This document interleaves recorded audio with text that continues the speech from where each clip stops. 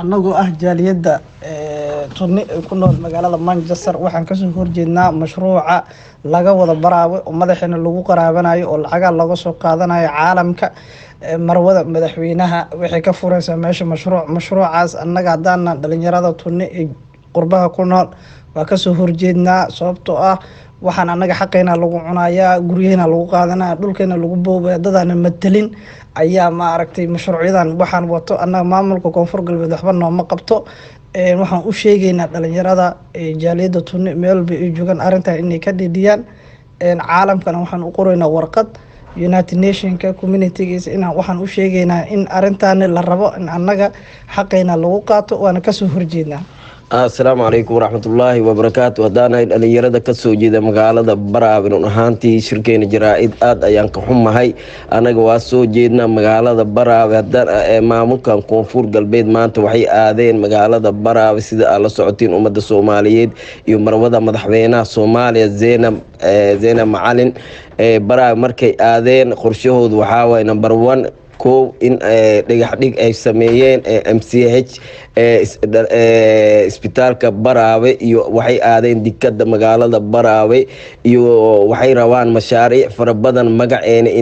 inay ku cunaan anagoo runtii magaalada Baraawe dhowr 20 sano oo yani oo la hilmaamay dadkiisii masaakiin ayaa u badan magaalada Baraawe run ahaantii waa xabsi dusha ka furan maanta in oo magaceen oo yani haddana dharkeen oo magaceen xaq aan ku leenahay anaga in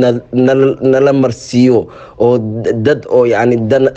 dantooda gaar inay yani ay ka shaqeeyaan oo yani oo wixii xamar anaga waaba dhaafnay dhulalkii xamar oo yani wax waa u tari waaye haddana waxay u soo jeesteen anaga mashaariicda